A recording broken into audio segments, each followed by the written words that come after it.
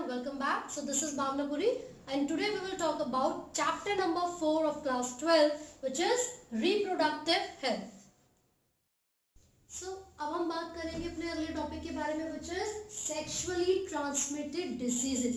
So भाई जो sexually transmitted disease है जिनको VD या फिर venereal diseases भी कहा जाता है, हम यहाँ पर डिस्कस करेंगे बहुत सारी अलग अलग बीमारियों के बारे में. So as the name suggests कि ये कुछ ऐसे डिजीज है which are being transmitted by the sexual contact. ठीक है, अगर एक इंडिविजुअल इन्फेक्टेड है और दूसरे इंडिविजुअल के साथ सेक्सुअल कांटेक्ट करेगा so the disease which he or she is suffering from could be transmitted to the another individual. ठीक है, तो जो सेक्सुअली ट्रांसमिटेड डिजीज है यहाँ पर बहुत सारे एग्जांपल्स मैंने मेंशन किए हुए हैं. AIDS, hepatitis B, syphilis, gonorrhoea, genital herpes and genital warts. ठीक है, इनमें से most of the diseases are caused by the viruses. यहाँ पर मैंने एक एग्जांपल में गोनोरिया में मेंशन किया हुआ है कि वो बैक्टीरिया से होता है और सिफिलिस में भी मेंशन किया हुआ है कि वो बैक्टीरिया से होता है. ठीक है, इनके अलावा जितने भी यहाँ पर डिजीज लिखी हुई है all these STDs are caused by the viruses. ठीक है, जो एड्स है सबसे पहले हम यहाँ पर डिस्कस कर रहे हैं एड्स के बारे में. तो 1 दिसंबर को वर्ल्ड एड्स डे बोला जाता है ना. ये जो बीमारी है AIDS, this is very common among the individuals among the STDs, sexually transmitted diseases. और एड्स की एक्सपेंडेड फॉर्म क्या है? Acquired immunodeficiency syndrome. Acquired immunodeficiency syndrome. Deficiency का मतलब है कमी, यानी कि किसी चीज के लैक होना हमारी बॉडी में. And syndrome means a group of a collection of symptoms.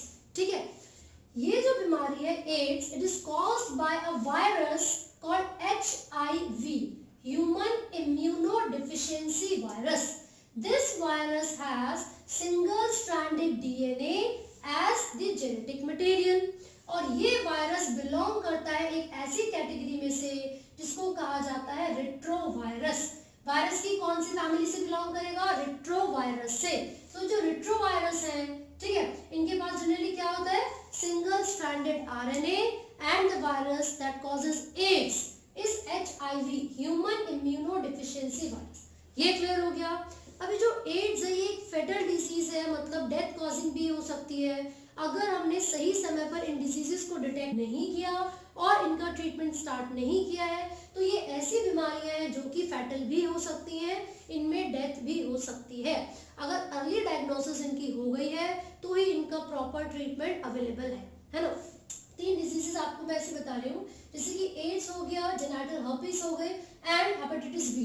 These are the diseases that do not have complete cure. इनका complete cure नहीं है. And except these 3, जो बाकी डिजीजेस है उनको क्योर कर सकते हैं, लेकिन वो भी तब पॉसिबल हो पाएगा जब हम अर्ली डायग्नोसिस करेंगे. ठीक है, अदरवाइज जब इन सभी बीमारियों के सिम्टम्स को ऑब्जर्व किया जाता है, these are very common among the males, यानी कि मेल के अंदर इन सिम्टम्स को जल्दी देखा जा सकता है. बट जब हम फीमेल्स की बात करते हैं, due to the presence of other sexual hormones and other body hormones, जो सिम्टम्स होते हैं एसटीडीज के वो इजीली ऑब्जर्व नहीं किए जा सकते. ये रीजन है कि काफी ज्यादा फीमेल अनडिटेक्टेड रह जाती हैं और जब अर्ली स्टेज पे नहीं पता चल पाता, काफी बाद में पता चलता है, तो उन डिजीजेस को क्योर करना बहुत मुश्किल हो जाता है ना. अब जो सिम्टम्स की अगर हम बात कर रहे हैं तो इसमें क्या हो सकता है? इन सिम्टम्स में इचिंग हो सकती है, जेनिटल इन्फेक्शंस हो सकते हैं, इसके अंदर एब्नॉर्मल प्रेगनेंसी हो सकती है या फिर डिलीवरी एब्नॉर्मल हो सकती है, जो बच्चा है वो स्टिल बर्थ हो यानी कि मरा हुआ बच्चा पैदा हो, है ना. या फिर एक और टर्म आपकी एनसीईआरटी में गिवन है, ectopic pregnancy, ECTOPIC, ectopic. See normally क्या होता है? The development of the foetus takes place in the uterus.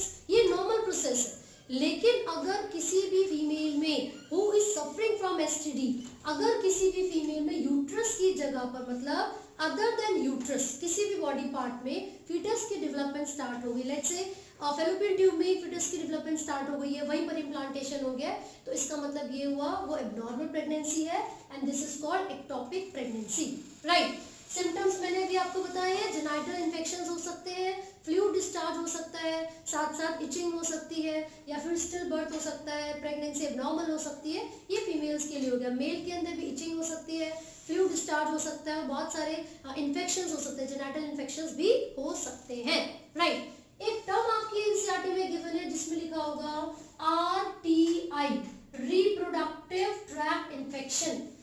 जितनी भी एसटीडीज हैं सेक्सुअली ट्रांसमिटेड डिजीजेस, क्या जितनी भी एसटीडीज हैं उनमें रिप्रोडक्टिव ट्रैक्ट इन्फेक्शन होगा ही होगा? नहीं।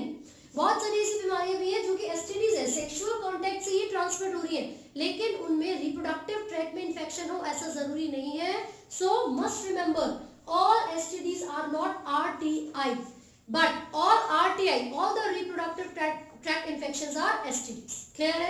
अब हम यहाँ पर स्पेसिफिकली अगर एड्स के बारे में बात करेंगे तो रेट्रोवायरस की फैमिली से बिलोंग करने वाला जो वायरस है वो HIV है। HIV के पास सिंगल स्ट्रैंडेड RNA होता है।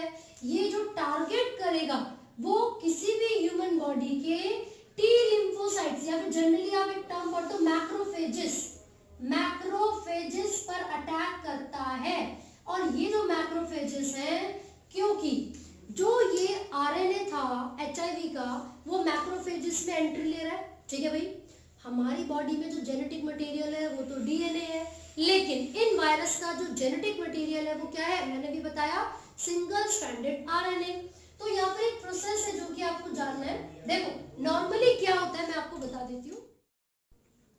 ये जो वायरस है एचआईवी ये अटैक करेगा मैक्रोफेजेस पर। मैक्रोफेजेस के अंदर जो जेनेटिक मटेरियल प्रेजेंट है, यानी कि जिस इंडिविजुअल ऑर्गेनिज्म के अंदर ये वायरस एंट्री ले है उसके अंदर जो जेनेटिक मटेरियल है वो क्या है, वो डीएनए होगा, राइट। नॉर्मली हमारी बॉडी के अंदर एक सीक्वेंस होता है, एक प्रोसेस होता है जिसमें डीएनए बदलता है मैसेंजर आरएनए में, यानी कि एमआरएनए में। Then this messenger RNA sends all the या फिर converts all the information in the proteins। तो ये जो पूरा सीक्वेंस आपके सामने है डीएनए का मैसेंजर आरएनए में, मैसेंजर आरएनए का प्रोटीन में बदलना, this sequence is called central dogma. और यहाँ पर जो डीएनए है जब वो आरएनए में बदलता है उसको हम कहते हैं ट्रांसक्रिप्शन। और मैसेंजर आरएनए जब प्रोटीन में बदलता है उसको हम कहते हैं ट्रांसलेशन। ये एक ऐसा प्रोसेस है जो कि नॉर्मली डिप्लॉयड ऑर्गेनिजम्स के अंदर जिनका जेनेटिक मटेरियल डीएनए है उनके अंदर ये प्रोसेस चलेगा जिसका नाम है सेंट्रल डॉग्मा, ठीक है। अब ये जो साइंटिस्ट है क्रिक उन्होंने दिया था, तो ये जो सीक्वेंस है क्या सेम सीक्वेंस इसमें एचआईवी के अंदर भी चलेगा? नहीं चल सकता। क्यों? क्योंकि उसका जेनेटिक मटेरियल डीएनए नहीं है भाई, उसका जेनेटिक मटेरियल आरएनए है।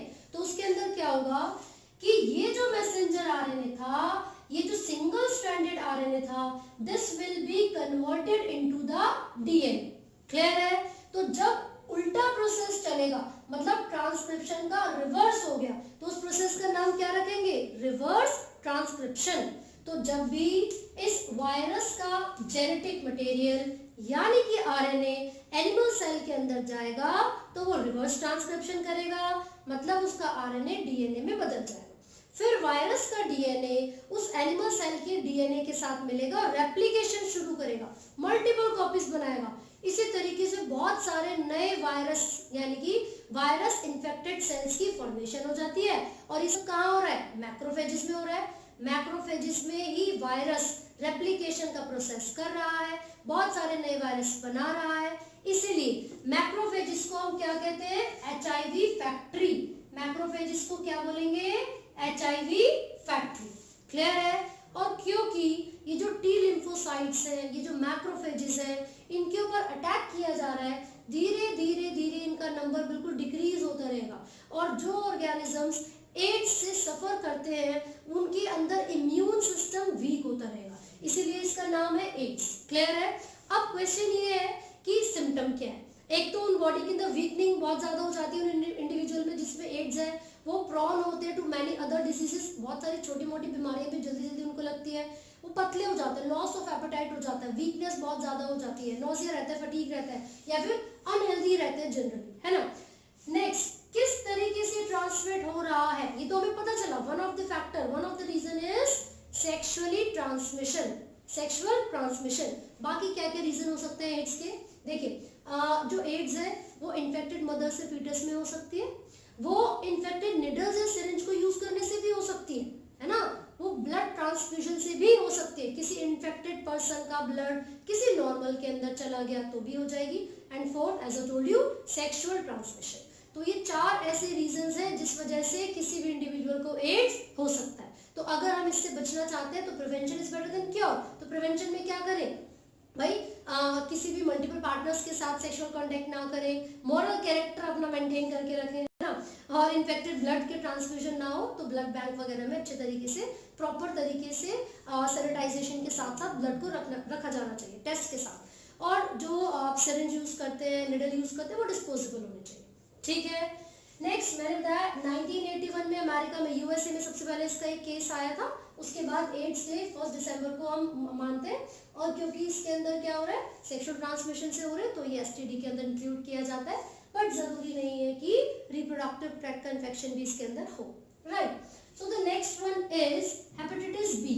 अब ये जो हेपेटाइटिस बी है, लेकिन हाँ एक और चीज, इसका जो टेस्ट है यहाँ पर वो एंटीजन एंटीबॉडी प्रिंसिपल के ऊपर काम करेगा।